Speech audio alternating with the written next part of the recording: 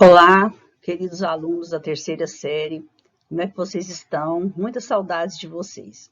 Hoje nós vamos trabalhar um assunto importantíssimo, né, do nosso conteúdo, que é o trabalho visto como proforma de atividade humana.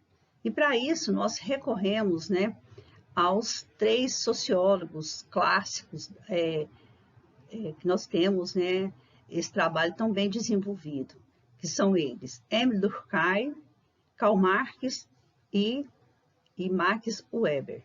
Então, cada um deles, os três sociólogos, eles vão traçar assim um perfil importante de qual a função do trabalho, né? Como pensar, né, o trabalho na sociedade moderna que se estruturou. Então, assim, eles dão muita importância, né, a esse conteúdo, porque vem falar a importância do trabalho na estruturação da sociedade moderna. Então, comecemos então com Émile Durkheim. Émile Durkheim, ele é um sociólogo francês e ele trabalhou na consolidação do capitalismo pós-revolução industrial, no século XIX. E ele também seria assim, o início, meninos, da Idade Moderna.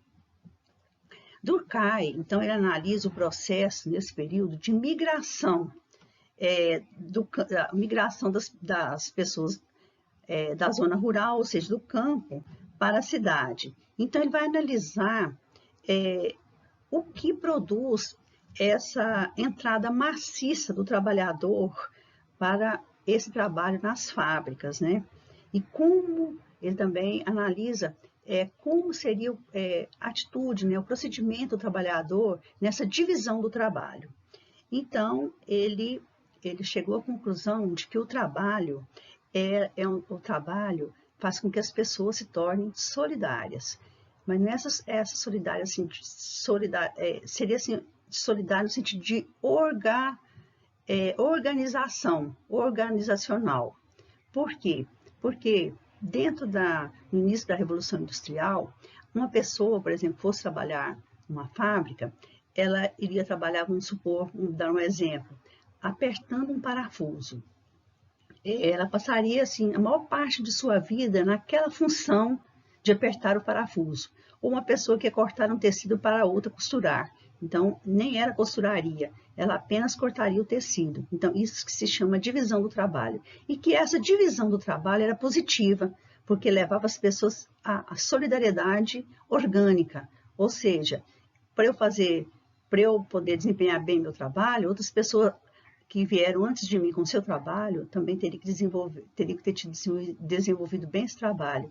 Então, com isso, forma-se uma teia de relações interpessoais, de relações positivas dentro do trabalho, de relações de dependência dentro do trabalho.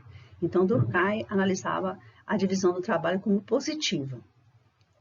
Depois, nós vamos partir, então, agora, gente, para, então, Karl Marx. Karl Marx, ele era contrário, né? Ele foi um grande crítico, né, da sociedade capitalista e ele dizia que essa repetição, essa divisão do trabalho, é como apertar um parafuso a vida inteira, cortar um tecido que eu não vou, por exemplo, cortar um tecido, eu não vou ver depois o meu trabalho pronto. Produz o quê? Não produz uma sociedade solidária. No entanto, produz ao contrário, a exploração do trabalhador. E essa exploração do trabalhador e essa divisão do trabalho, você vai passar a vida inteira fazendo um trabalho só. Por exemplo, apertando um parafuso, ou cortando um tecido, ou colando a sola de um sapato, vai levar o quê? Vai levar à alienação das pessoas. Então, ele foi assim um grande crítico, né, do capitalismo, e também a gente sempre lembra, quando a gente vê, né, vê o trabalho de Karl Marx, o Carlos Marx, que a gente sempre lembra, então, da luta de classes. Por quê? Porque aí havia uma divisão muito grande entre os que detêm as máquinas, que detêm o trabalho, contra os trabalhadores, que são os proletariados. Depois também o outro clássico, né, da nossa sociologia, que é então Max Weber, ele também assim, ele mostra, né, que para a consolidação do capitalismo, o trabalho tem um lugar importantíssimo.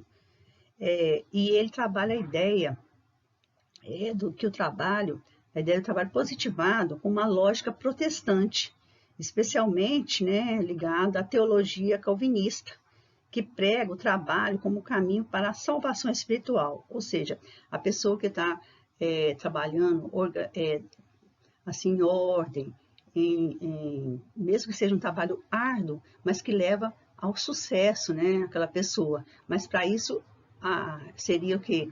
Essa teologia calvinista ajudaria a pessoa a ser mais organizado, ter mais assim disciplina no trabalho. Então ele trabalhou então essa teoria. Inclusive nós temos uma obra, né, dele muito importante que chama Ética Protestante, que vem falar muito sobre a prosperidade da pessoa. Então, continuando agora, nós vamos entrar na nossa linha. Nós vamos então ver aqui, né, nessa imagem, seria assim uma pessoa trabalhando numa fábrica, né? E passando a vida inteira apertando um parafuso. Eu coloquei essa imagem para vocês refletirem um pouquinho sobre isso. Então, aqui mostra o que? M. Durkheim, Max Weber e Karl Marx, apesar de ter aplicações e métodos diferentes, como eu falei, né? Durkheim falava sobre solidariedade no trabalho, Max Weber positivava o trabalho e colocava como assim a religião também ajudava a disciplinar o trabalho. Karl Marx foi um sociólogo assim bastante crítico com relação a essa exploração dentro do trabalho. Apesar deles terem aplicações e métodos diferentes, eles elegeram o trabalho como objeto científico de seus estudos. Esses três autores clássicos da sociologia foram influenciados pela Revolução Industrial e pela Revolução Francesa, marcos de um novo modo de vida na Europa e no Ocidente em geral. Entenderam até aí, meninas? Então, continuando, nós vamos então ver um pouquinho agora sobre cada um deles. A gente vai ver um pouquinho então do que eu já falei, mas a gente vai frisar um pouquinho mais sobre Durkheim. Durkheim, então, ele concentra, né, todo o seu trabalho, sobre toda a sua atenção na divisão do trabalho. Para Durkheim, quanto mais especializado é o trabalho, mais laços de dependência se formam. Assim, quanto mais desenvolvido for a divisão do trabalho, maior será a teia de relações e dependência entre os indivíduos. Um padeiro depende de um agricultor, que depende de um ferreiro, e assim por diante. Isso levará, por consequência, a maior coesão social, ou seja, a maior aproximação social. O trabalho na concepção de Durkheim é um fato social, presente em todos os tipos de sociedade e trabalhadores. Então, aqui eu coloquei para vocês uma imagem, gente. Quando a gente fala fato social, a gente lembra, então, das instituições que tanto Durkheim trabalhou, e essas instituições que vai dar o quê? Vai dar sustentação também para o trabalho. Quais são essas instituições que eu coloquei nessa imagem? Então, seria o quê? A escola, a família, o Estado e a religião. São instituições ou fatos sociais que tanto Durkheim trabalhou. Depois nós vamos ver o Max Weber, né? O Weber. Assim como Marx, ele viu o trabalho de um ponto de vista histórico. Para o Weber, cada sociedade se forma e opera a partir das condições históricas específicas. E, na sociedade capitalista, o trabalho acabou por se tornar uma atividade fundamental. O trabalho árduo e disciplinado é uma vida regrada e sem excessos podem lhe trazer o êxito profissional, sinal de sua fé e salvação espiritual. O encontro entre a ética religiosa e o espírito empreendedor possibilitou a formação histórica do capitalismo, como nós já falamos, né? Que a religião, então, leva o quê? Leva a disciplina das pessoas, leva, então, é um trabalho árduo, mas há uma maior aceitação. Por quê? Porque nós estamos trabalhando o quê? O físico e também o espiritual. Depois, então, nós vamos ver o terceiro sociólogo, importantíssimo, né, para nós, ao falar sobre o trabalho, Karl Marx. Então, como eu falei, ele era um crítico do capitalismo. Então, ele fala o seguinte, que o capitalismo desvirtua o trabalho humano, promovendo que as desigualdades e explorações concentra sua análise nas formas históricas de trabalho, particularmente no trabalho assalariado. Segundo Marx, a desigualdade social é fruto da divisão social em classes. Então, seria o quê? Os donos, né, das empresas e os proletariados. Aqueles que detêm os meios de produção, o dinheiro, os prédios, o capital, as ações na bolsa de valores e outras coisas. Compram o quê? Compram o trabalho daqueles que não têm esses meios. Com isso, forma-se o quê? Duas classes sociais. Nós colocamos, então, a burguesia e proletariado. E aqui eu coloquei para vocês, né, uma charge no qual a pessoa está falando o seguinte: vou me aposentar amanhã e sabe o que eu vou fazer? Andar até o final desta linha de montagem, descobrir o que estou fazendo há 30 anos.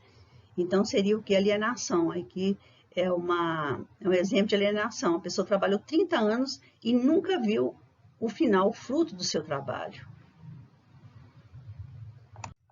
Aqui, então, gente, para finalizar, a gente mostra para vocês, mais uma vez, os três clássicos, né, os autores clássicos da sociologia, Max Weber, Karl Marx e M. Durkheim. Então, esses três sociólogos, eles contribuíram, influenciaram profundamente a consolidação do pensamento sociológico na Europa e no mundo no início, né, da Idade Moderna. Muito obrigada. Vocês, então, continuem, né, trabalhando, né, os textos que foram disponibilizados para vocês e qualquer dúvida estarei à disposição de vocês. Muito obrigada.